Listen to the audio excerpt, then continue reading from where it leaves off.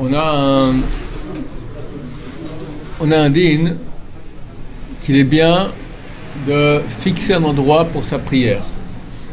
Non seulement la même synagogue, mais même dans la synagogue, avoir un endroit à soi. C'est bien de prier toujours depuis le même endroit. C'est marqué dans la Gemara, dans Brachot, que celui qui prie toujours au même endroit, alors quand il décède, on fait sur une oraison funèbre, on dit il est comme Avraham Avinu, qui était humble. Avraham Avinu, lorsqu'il est parti, il était en Israël, il a fixé un endroit d'où il priait, après il est parti en Égypte, après il est revenu en terre d'Israël et il a prié au même endroit. C'est un signe d'humilité de prier toujours au même endroit, parce que d'habitude, au bout de quelques temps, il y a des frictions avec les voisins, alors on change d'endroit, on change de synagogue. Quelqu'un qui arrive durant quelques années et toute sa vie reste au même endroit, à la même synagogue, c'est franchement qu'il est très très humble. De même à la maison, si quelqu'un prie à la maison, alors que c'est vrai qu'il a un endroit fixe à la maison dans lequel il prie. Oui. Si par exemple je rentre à la synagogue, il y a ma place, je vois qu'il y a quelqu'un. Alors c'est bien de le laisser, c'est pas obligatoire, c'est bien. Pas obligatoire, c'est bien. On n'a pas le droit de prier lorsqu'on est triste, et encore moins lorsqu'on est fâché. Je l'ai expliqué l'autre jour, quand on est fâché, quand on est en casse, alors la prière, le flux de prière qu'on reçoit, il va au sitra achra, au côté négatif. Donc c'est interdit. Quand on est triste, c'est pas interdit, mais toute la lumière de sainteté que peut nous amener la prière, elle vient pas. La tristesse, elle fait un écran entre nous et Hachem. À propos, c'est bien d'aller au mikvé, parce que le mikvé, il aide à ne pas être triste, d'accord. La guématrie du mot kaas, du mot colère, et Chazal dit colère et tristesse, ça va ensemble, c'est la même valeur numérique que le mot mikvé. Donc c'est bien de tremper dans le mikvé pour se débarrasser de ruach ra, de l'esprit, du souffle impur qui nous enveloppe, pour prier avec kavana. Il peut être triste et pleurer et faire une belle fila à cause de ça. On ne doit pas être triste. Le seul moment où on peut être triste vraiment dans la prière, c'est quand on fait le vidouille, quand on dit nos péchés après la prière. Maintenant, si quelqu'un il est en situation de tchouva, c'est pas une tristesse. C'est pas une tristesse. C'est une situation de communion avec Hachem qui nous fait rendre compte à quel point nous on a fait des bêtises. D'accord ? Il est bien, c'est tous des trucs pour que la prière aille bien. Il est bien, avant la prière, de faire la mitzvah de Va'avta kamocha, d'aimer son prochain comme soi-même. C'est pour cela qu'il sera bien, avant la prière, de prier pour les gens qui ont besoin de prière. Les malades, les pauvres, je sais pas moi, ceux qui ont des problèmes de shalom bayit, quoi qu'il en soit. C'est bien d'avoir une liste de quelques personnes. Avant la prière, tu dis, tu demandes à Hachem d'envoyer les fois ces gens-là. Après, tu dis la phrase suivante: je reçois sur moi la mitzvah de Va'avta kamocha et j'aime tous les Israël comme moi-même et je me prépare à prier à Hachem. D'accord ? Ça fait que notre prière, elle va être rentrée dans la collectivité d'Israël. La collectivité d'Israël, toutes les prières de Am Israël en tant que collectivité sont reçues. Quand quelqu'un est tout seul, on peut recevoir ou ne pas recevoir sa prière. Mais la collectivité d'Israël, c'est un degré très très haut. C'est la Shrina elle-même, d'accord ? Et forcément, la prière, elle est reçue. Donc, pour que notre prière soit inclue dans la collectivité d'Israël, il faut aimer Béné Israël. Quand vous dites ça, ça veut dire que c'est le passage qu'on dit avant les corbanes ? Ouais, exactement. C'est marqué dans le Sidour. Tout ce que je vous dis est marqué dans le Sidour. Si on a un problème de tristesse avant la prière, qu'il n'y a qu'un seul minyan, il y a des choulous, il y a souvent deux minyan. Alors on fera rapidement un petit tikkun amidot. Si on a un problème de tristesse avant la prière, on fera rapidement un petit tikkun amidot. Tikkun amidot. On pense qu'il n'y a pas de raison d'être triste. Triste ? Pourquoi triste ? Tout ce qui arrive vient de Hachem. Hachem, tristesse, c'est un éloignement d'Hachem. Chez Hachem, il n'y a pas de tristesse, il n'y a que de la joie. Même quand Hachem dit que quelqu'un doit souffrir, chas shalom, c'est aussi un acte d'amour. C'est impossible d'être triste, comme c'est impossible d'être fâché. Être fâché, c'est un résultat. Ça va d'être triste, ça va d'être fâché. Mais bon, je dis ce qui est marqué. Être fâché, c'est une réaction animale, c'est une non-acceptation d'une situation qui me concerne, d'accord ? On n'a pas voulu faire ma volonté, on m'a désobéi, on m'a manqué de kavod, je suis fâché. Mais qui est touché ? L'animal. le kavod, la fierté, d'accord, mais pas du point de vue de la vérité. Pourquoi être en colère? Pourquoi être en colère? Ça existe Chaque pas. fois qu'on va la tefila, ça suppose un degré chaque fois plus élevé de compréhension des épreuves. Pour pouvoir justement faire abstraction de cette tristesse et arriver à la prière. Je ne sais pas si chaque fois, dans la vie, on est censé progresser. Si quelqu'un peut progresser tous les jours, c'est fantastique. Le Rav Sadia Gaon, des Gaonim, chaque jour il fait tchouva, parce qu'il était plus haut aujourd'hui que hier. Alors il fait tchouva sur hier, quel niveau nul il avait par rapport à aujourd'hui.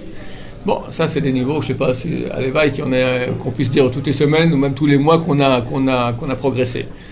Mais arriver que si on a une tristesse, c'est certain que Hachem nous envoie cela pour réparer cette mauvaise mida de tristesse et de fierté, et comprendre qu'il faut être en émouna, et comprendre que tout ce qui nous arrive est un désir de Hachem.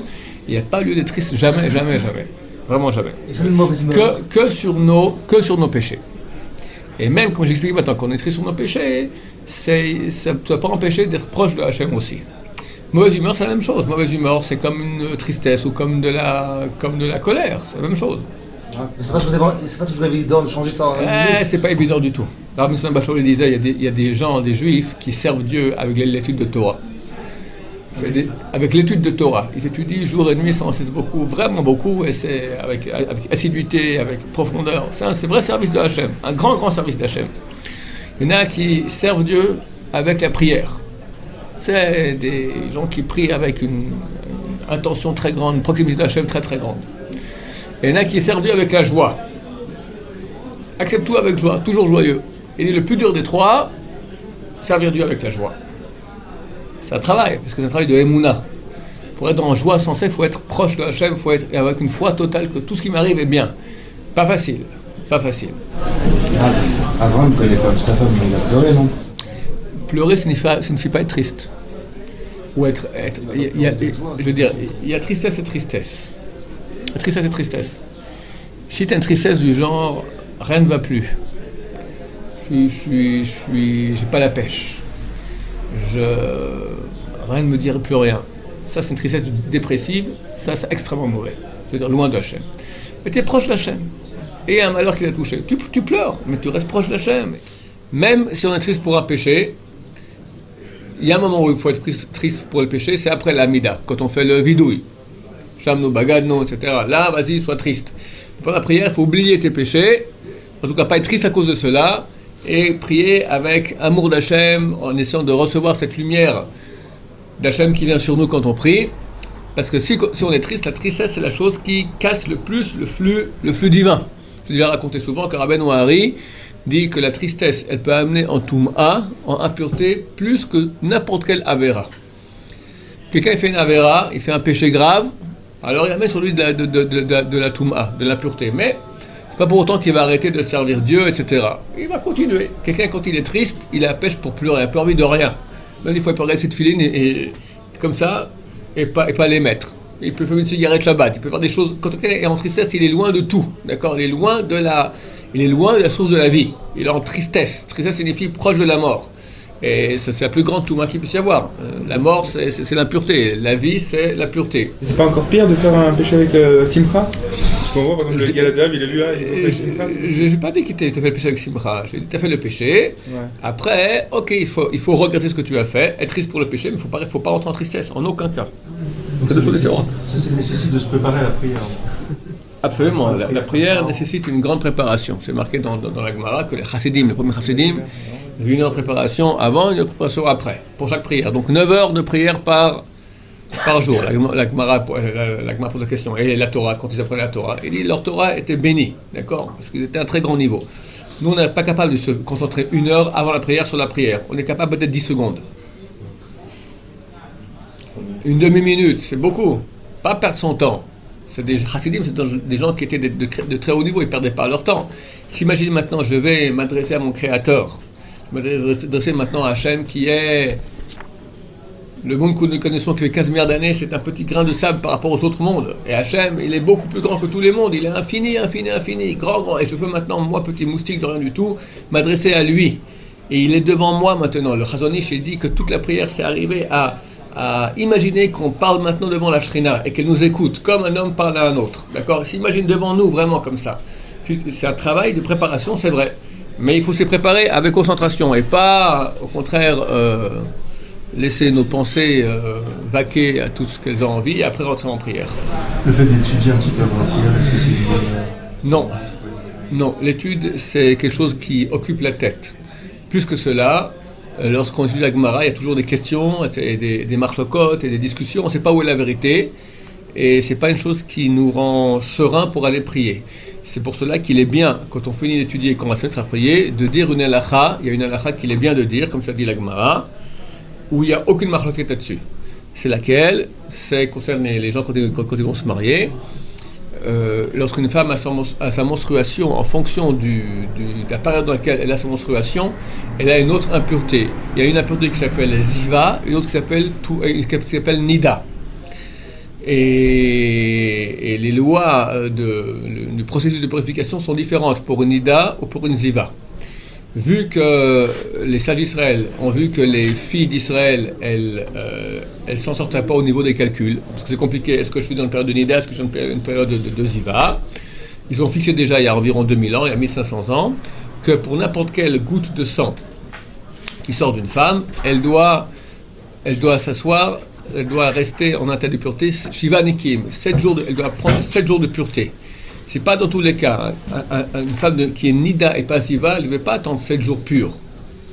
Mais on a pris sur nous, et c'est une halakha tellement claire, tellement sans aucune discussion là-dessus, qu'une femme, elle a une menstruation, même une goutte de sang, elle prend sur elle, Shiva Nikim, les 7 jours de pureté. Ça, c'est à dire à Bizera, Benot Israël Kibu Alehem, Shem Yoshvot, Shiva Nikim, Afilou, Loraou Tipa, Dam la Kehardal. Les filles d'Israël ont pris sur elles de s'asseoir, de rester en état d'impureté, Shiva Nikim, 7 jours propres, même si on a vu qu'une goutte de sang grande comme un grain de moutarde, qui est très petit. Donc c'est bien de dire cette halakha avant de rentrer dans avant de prier pour que, voilà, j'éteins l'interrupteur étude avec tous les débats que ça a, une chose qui est claire, et après on commence à penser à Hachem, à qui je vais m'adresser maintenant, je me concentre, j'enlève toutes les idées du monde, tout ce qui me taraude l'esprit, et taraude l'esprit on dit comme ça? Oui, ça. C'est taraude en hébreu. Ouais, mais en hébreu c'est taraude, c'est intéressant, c'est la même chose. Quand je m'attrille, d'accord, c'est que j'ai l'esprit qui est taraude en hébreu, alors tout ce qui me taraude l'esprit, et on se prépare à prier. Et comme ça, se mettre aussi en état de joie. Parce que la joie, c'est l'antenne parabolique qui me permet maintenant de recevoir le flux divin. Oui. Mais dans les on fait une étude avant là. On fait les hommes communs. C'est aussi une étude. Tu remarqueras que les Mokoman, c'est une Mishnah, il n'y a aucune marloquette. Ouais, mais non, moi je te dis que c'est bien, je te dis ce que la Gemara a dit. Je dis pas que. Mais s'il y a déjà là aucune marloquette, alors pourquoi il faut rajouter une autre avant la fois que vous avez dit? D'abord elle est courte, ensuite j'ai vu qu'on parle maintenant 7 jours de pureté, de la grandeur d'Israël et qu'ils prennent sur eux plus que ce qu'il en faut, ça donne beaucoup de joie. Donc les chassidim qui ont parfois cette habitude de faire de l'étude avant la fila du matin, si c'est bien, mais il faut arriver à faire la part des choses. Le Rav Shimon Zavan Auerbach, environ 10 minutes, un quart d'heure avant Mincha, si on lui pose une question, il dit non, pas maintenant, parce que maintenant voilà, je me prépare pour la prière et il faut libérer l'esprit. Parce que des fois les questions, ça nous... Tu es en plein de Sougiya, tu es prêt, tu as des questions, tu n'arrives pas à trouver la réponse, tu cherches, ça te prend l'esprit, tu n'arrives pas après à prier sans penser à ça. Alors c'est bien celui qui, au moins qu'on arrive à un niveau où on a l'esprit taraudé, d'accord, troublé à cause de l'étude de Torah, ça arrive aussi, mais quoi qu'il en soit, prière, ça ne sera pas. Alors,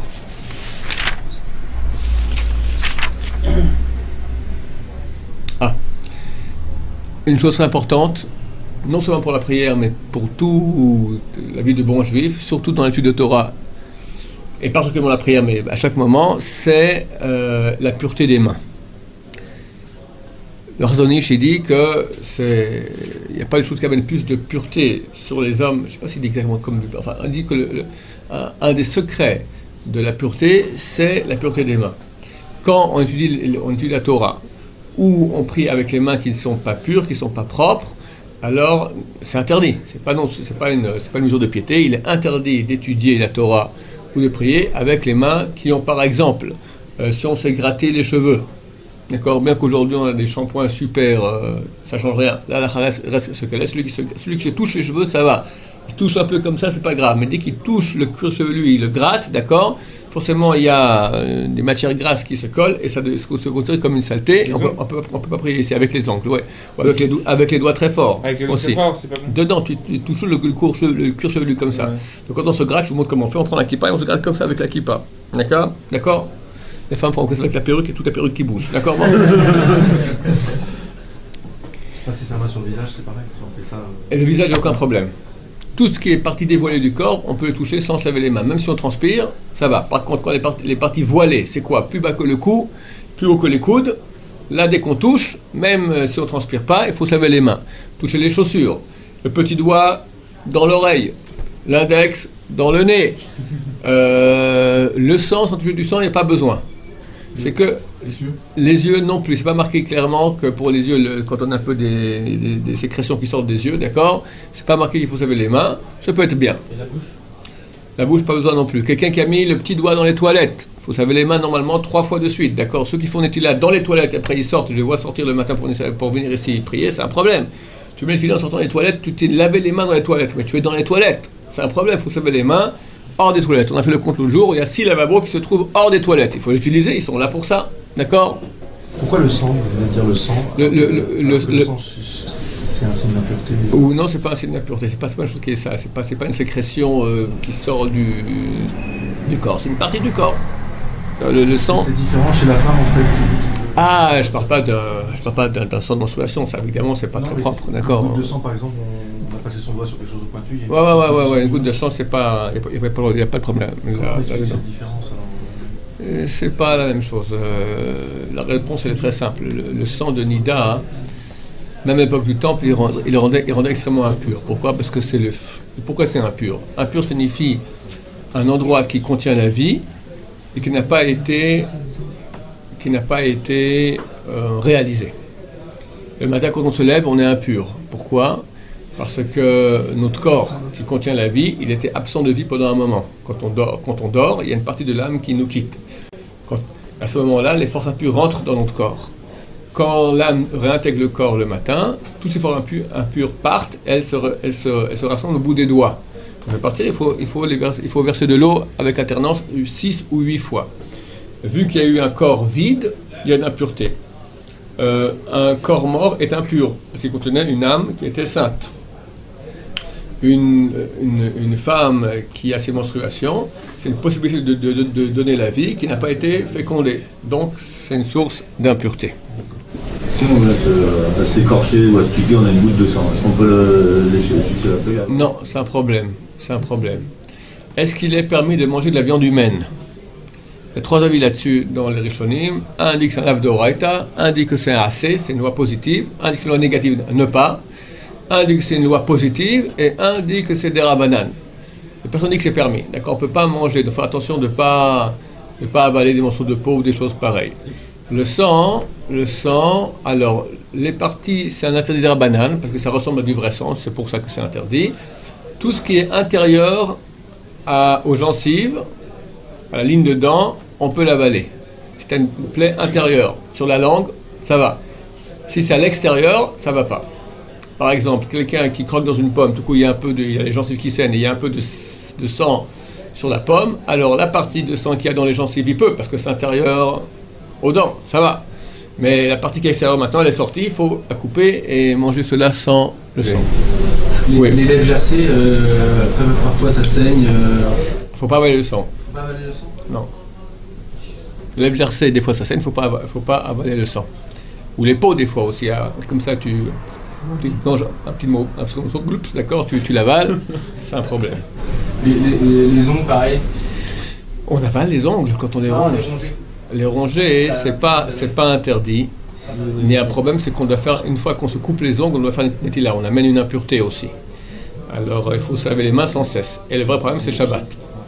Shabbat, il est interdit de se couper les ongles. Donc, interdit de les ronger. C'est un gros problème. Ok, il est bien, avant de prier, avant chaque mitzvah qu'on fait, de dire un verset. Vihi noam Adonai Eloheinu alenu u'maaseh yadenu konena alenu u'maaseh yadenu koneneu. C'est bien de lire ce verset 2 fois. Pourquoi 2 fois? D'abord, il y a un secret là-dedans. Ensuite, parce qu'il y a 2 pensées qu'il faut avoir quand on dit ce verset-là. Donc, c'est bien d'avoir la pensée pour la première fois qu'on dit le verset, et une deuxième pensée pour la deuxième fois qu'on dit le verset. Première pensée qu'il faut avoir, c'est que vu qu'on ne connaît pas maintenant l'impact des mitzvot que nous faisons, les grands kabbalistes qui ont étudié toute la construction des mondes métaphysiques, ils savent quand je fais le mitzvah maintenant, tac, j'agis ici sur ce point-là. Ils pensent cela, et la mitzvah qu'ils font a beaucoup plus de poids parce qu'ils savent exactement ce qu'ils sont en train de faire. Nous, on ne sait pas. Quand je mets les tefs, quand je fais une bracha, je ne sais pas sur quoi j'agis. Je sais que j'agis, mais ce que je fais, ce que je vais, je ne sais pas exactement ce que je suis en train de faire. Donc, ça a moins d'impact. Alors, quand on dit cette phrase-là, on demande à Hachem qu'il considère maintenant que comme si nous savons maintenant exactement quel impact va faire notre mitzvah, et qu'effectivement, cette mitzvah que nous faisons aille dans le ciel faire l'impact nécessaire et désiré. Ça, c'est la première pensée.